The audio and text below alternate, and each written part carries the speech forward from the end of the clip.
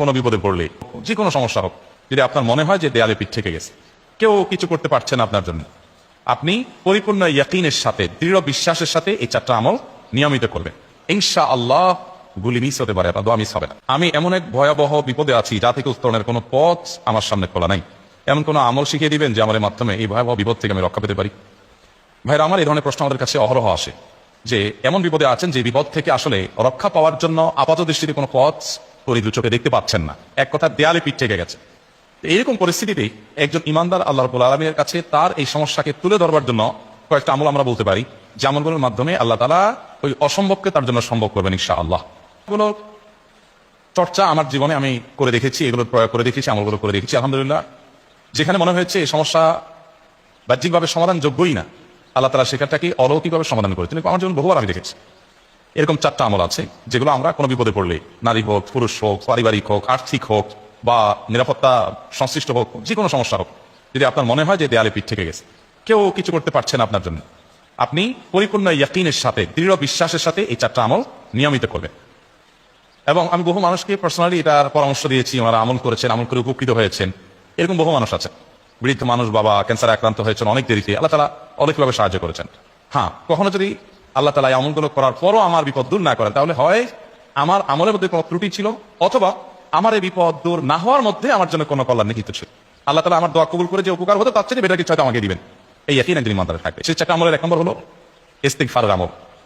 ইস্তিগফার, আপনি ফেসে গেছেন কোনো জায়গা, কোনো উপায় পাচ্ছেন না, আপনি ইস্তিগফার করতে থাকেন। আস্তাগফিরুল্লাহ ওয়া আতুবু ইলাইহি, আস্তাগফিরুল্লাহ ওয়া আতুবু ইলাইহি, আস্তাগফিরুল্লাহ ওয়া আতুবু ইলাইহি, আস্তাগফিরুল্লাহ, আস্তাগফিরুল্লাহ, আস্তাগফিরুল্লাহাল্লাযী লা ইলাহা ইল্লা হুয়াল হাইয়ুল কাইয়্যুম ওয়া আতুবু ইলাইহি ওয়া লা হাওলা ওয়া লা কুওয়াতা ইল্লা বিল্লাহ। আল্লাহুম্মা আনতা রাব্বী লা ইলাহা ইল্লা আনতা খালাকতানি ওয়া আনা আবদুকা ওয়া আনা আলা আহদিকা ওয়া ওয়া'দিকা মাসতাতা'তু আউযু বিকা মিন শাররি মা সানা'তু আবুউ লাকা বিনি'মাতিকা আলাইয়া ওয়া আবুউ লাকা বিযামবি ফাগফির লি ফাইন্নাহু লা ইয়াগফিরু যুনুবা ইল্লা আনত। সাইয়্যিদুল ইস্তিগফার। এভাবে যে কোনো ইস্তিগফার করতে থাকেন, আপনি বেশি বেশি করে আল্লাহর কাছে ইস্তিগফার, ক্ষমা প্রার্থনা করতে থাকেন, খুব বেশি, আপনার 2 ঠোঁটে অনবরত আপনি চাইতে থাকেন আল্লাহর কাছে ক্ষমা।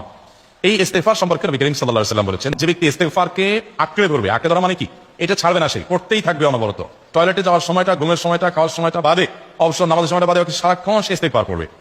এরকম যদি কেউ করে, আল্লাহ রাব্বুল আলামিন জাআলাল্লাহু লাহু মিন কুল্লি হাম্মিন ফারাজা ওয়া মিন কুল্লি দাইয়িকিন মাখরাজা, সকল পেরেশানি থেকে, সকল টেনশন থেকে বের হওয়ার পথ আল্লাহ তাআলা অলৌকিকভাবে তার জন্য আবিষ্কার করে দিবেন।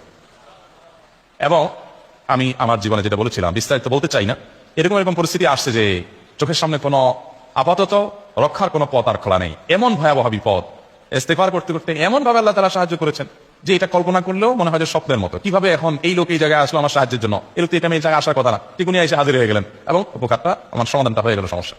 তো আলহামদুলিল্লাহ, বহুবার আমি পরীক্ষা করেছি, আর আমার পরীক্ষার 2 পয়সাতাম নাই, হাদিসে বলা আছে, গ্যারান্টি দেওয়া আছে, আমার পরীক্ষা করলি কি না করলি।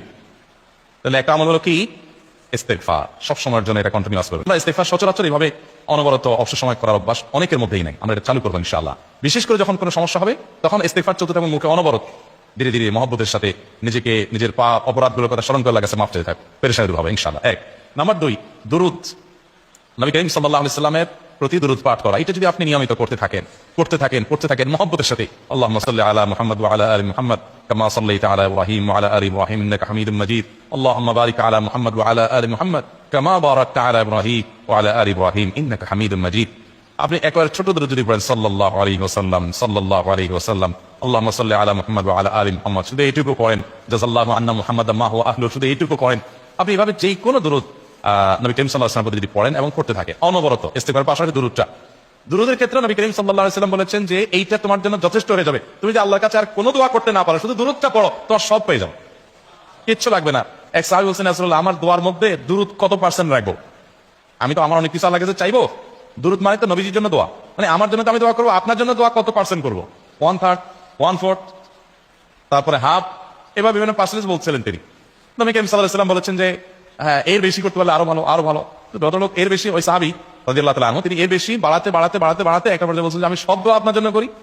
নবী করিম সাল্লাল্লাহু আলাইহি ওয়াসাল্লাম বলেছেন তাহলে তোমার আর কোনো দোয়াই করতে হবে না, এর মধ্যে সব দোয়া চলে আসবে। কারণ আপনি যদি বলেন আল্লাহ আপনার নবীর প্রতি আপনি রহমত নাজিল করেন, আপনার নবীর প্রতি আপনি শান্তি নাজিল করেন, আপনি যেটা দোয়া করেন, তো আল্লাহকে আল্লাহর নবীর প্রতি আপনি রহমত নাজিল করতে বললে আল্লাহ তাআলা আপনার প্রতি রহমত নাজিল করবেন কি করবেন? আপনি কাউকে খুশি করতে চান, কার কাছ থেকে কিছু আদায় করতে চান, তার ছেলেটারে যদি হাদিয়া তোফা দেন, আদর যত্ন করেন, তো বাই ডিফল্ট অটোমেটিকলি ওই লোকের সিম্পেথি আপনার দিকে আসবে কি আসবে না? চোখ বন্ধ করে আসবে। তো তো আল্লাহর নবীর জন্য যখন আপনি দোয়া করবেন তখন আল্লাহ তাআলা আপনাদের রহমত নাযিল করবেন, এটা নবী সাল্লাল্লাহু আলাইহি ওয়াসাল্লামের ওয়াদা। যে কোনো পেরেশানি, তিনি আরো বলেছেন যদি কেউ দুরূদের আমল করে নিয়মিত, আল্লাহ রাব্বুল আলামিন তার সকল পেরেশানির জন্য যথেষ্ট করে দিবেন এই আমলটাকে, সবগুলো দূর করার জন্য যথেষ্ট হয়ে যাবে। এই দুরূদের আমলটা আমি দেখেছি সুবহানাল্লাহ গুলির মতো কাজ করে। আলহামদুলিল্লাহ এই আমলগুলো করে অনেক ভাইরা আমাকে অভিজ্ঞতা জানাইছে, আলহামদুলিল্লাহ তাদের অভিজ্ঞতা হলো শিক্ষা। ওই যে বললাম, কখনো যদি আল্লাহ তাআলা আপনার দোয়া কবুল না করে তাহলে হয় আমার ত্রুটি আছে, আর না হলে আমার জন্য আল্লাহ তাআলা এর চেয়ে বেটার কিছু রেখেছেন, আমি সেই ইয়াকিন রাখবো ইনশাআল্লাহ। আর এই দোয়াতের সমাধান হবেই হবে, সে বিশ্বাস থাকতে হবে। নবী করিম সাল্লাল্লাহু আলাইহি ওয়াসাল্লাম বলেছেন, হাদিসে কুদসিতে আল্লাহ বলেছেন, আনা ইনদা যান্নি আবদি বি, বান্দা আমার প্রতি যেমন ধারণা করে আমি তেমন আচরণ করি। আপনি যদি চিন্তা করেন করে দেখি হয় কিনা, দেখি ট্রাই করি, তাহলে ওই আল্লাহ তাআলা বলবেন ঠিক আছে দেখতে থাক। আপনি যদি ইয়াকিন করেন যে না নবী করিম সাল্লাল্লাহু আলাইহি ওয়াসাল্লাম যে বলেছেন অতএব সেটা হবেই, আর আল্লাহ রাব্বুল আলামিনের কাছে আমি ওইভাবেই চাবো যে আল্লাহ দিবেনই, আমি নিয়েই ছাড়বো, ইনশাআল্লাহ গুলি মিস হতে পারে, আপনার দোয়া মিস হবে না। ওই ইয়াকিন, ওই ঈমান আমার মধ্যে আনতে হবে, চেষ্টা করবো তো ইনশাআল্লাহ। তাহলে দুইটা আমল হলো, ইস্তিগফার আর দুরূদ। 3 নম্বর আরেকটা আমল হলো দোয়া ইউনুস। দোয়া ইউনুস, লা ইলাহা ইল্লা আনতা সুবহানাক ইন্নী কুনতু মিনাজ জালিমিন। বেশি বেশি পড়তে থাকবেন, যখন বিপদে পড়বেন ইস্তিগফার আর দুরূদ পড়বেন সবচেয়ে বেশি, আর মাঝে মধ্যে দোয়া ইউনুস, লা ইলাহা ইল্লা আনতা সুবহানাকা ইন্নী কুনতু মিনাজ জালিমিন। আল্লাহ সুবহানাহু ওয়া তাআলা কোরআনে কারীমে এই দোয়ার পরে বলেছেন, ওয়া কাযালিকা নুনজিল মুমিনিন। এই দোয়া পাঠ করার মাধ্যমে ইউনুস আলাইহিস সালামকে পৃথিবীর ইতিহাসের সবচেয়ে অলৌকিক ঘটনা, আল্লাহ তাআলা ইউনুস আলাইহিসকে মাছের পেটে ঢোকার পর সেখান থেকে আবার জীবিত রেখে বের করেছেন। অক্সিজেন অভাবে তো সেখানে এমনি মারা যাওয়ার কথা, আরো নানা কারণে মারা যাওয়ার কথা, তাই না? কিন্তু আল্লাহ তাআলা তাকে রক্ষা করেছেন, কারণ এই বিপদে পড়ার পর থেকে এটা পড়তেছিলেন, লা ইলাহা ইল্লা আনতা সুবহানাকা ইন্নী কুনতু মিনাজ জালিমিন। তো আল্লাহ তাআলা কোরআনে বলেছেন এটা ইউনুস, তার নবী ইউনুস আলাইহিস সালামকে আল্লাহ তাআলা এটার মাধ্যমে রক্ষা করেছেন, সেটা তার জন্য খাস না, এটা তার জন্য স্পেশাল না, বরং আল্লাহ বলেছেন ওয়া কাযালিকা নুনজিল মুমিনিন, এটা দিয়ে আমি তাকে রক্ষা করেছি, একইভাবে ঈমানদারদেরকেও এটার মাধ্যমে রক্ষা করব।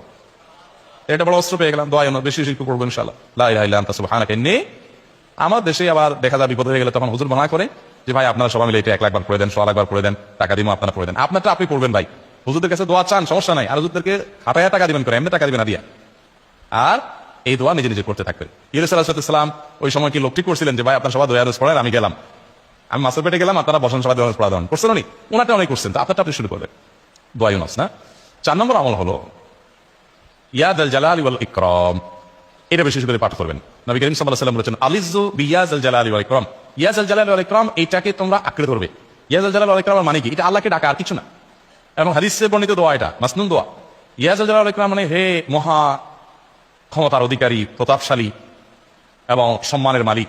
এটা বলার মানে হলো আল্লাহর কাছে নিবেদন করা, যেহেতু আপনার প্রতাপ আছে, আপনার জালাল আছে, আপনার বড়ত্ব আছে, এই বড়ত্বের অধিকারী এবং হে সম্মানের অধিকারী, আপনার যেটা আল্লাহ তাআলা এটা, আপনার যদি এটা আছে, অতএব হে আল্লাহ আপনি আমাকে এটা দান, আপনার সেখান থেকে আমার প্রতি রহম করুন, আপনার সেখান থেকে আমাকে, আপনার বড়ত্ব থেকে আমাকে আপনি হেফাজত করুন, আপনার একরাম থেকে আমাকে আপনি, তা দিয়ে আপনি আমাকে রহম করুন। তো সেই দোয়া আল্লাহ তাআলার কাছে নিবেদন করতে পারি, ইয়া যাল জালালি ওয়াল ইকরাম। এর পাশাপাশি তাহাজ্জুদের নামাজ এবং যে কোনো নফল নামাজ, কারণ নবী সাল্লাল্লাহু আলাইহি ওয়াসাল্লাম ইজা হাযাবা আমরুন সাল্লাহ, নবীজি সাল্লাল্লাহু আলাইহি ওয়াসাল্লামের কোনো পেরেশানি শুরু হলে আগে ওযু করে 2 রাকাত নামাজ পড়তেন, ওযু করে 2 রাকাত নামাজ পড়তেন। আমাদের যখন পেটে ব্যথা শুরু হয়, আগে কার কথা মনে পড়ে? ডাক্তারের কথা মনে পড়ে। যখন গায়ে জ্বর আসে সবার আগে মনে পড়ে কিসের কথা? নাপা, নাপা, ঠিক না? জ্বর আসছে গায়ে, সবার আগে আমরা কি চিন্তা করি? নাপা। নাপা আপনি চিন্তা করেন, খান নিষেধ না তো, ওষুধ গ্রহণ করা সুন্নত, নবী সাল্লাল্লাহু আলাইহি ওয়াসাল্লাম নির্দেশ করেছেন ওষুধ সেবন করতে, আপনি করেন, ভালো কথা। কিন্তু ইমানদার সবকিছুর আগে ব্যথা আসতে পেলে ব্যথার জন্য একটা ওষুধ দোয়া শিখেছেন, দোয়াটা আগে করবে, পাশাপাশি এটা করবে, এলো ইমানদারের কাজ। আমরা আজকাল ইমান থেকে অনেক দূরে সরে গেছি, আল্লাহ আমাদের সেই ইয়াকিন দান করুন। তাহাজ্জুদের সময় দোয়া অনেক বেশি দোয়া করবে, তাহলে 4টা আমল ইনশাআল্লাহ আপনাকে এই ভয়াবহ বিপদ থেকে উদ্ধার করার জন্য সাহায্য করবে ইনশাআল্লাহ। সেই সাথে আসসালাতার দুর্বলা, দান সাদকা করা, অন্যান্য যে আমলগুলো আছে টুকটাক সেগুলোর সাথে সাথে চালান, বাকি 4টাকে বেসিক্যালি একটু জোরালোভাবে করতে থাকেন।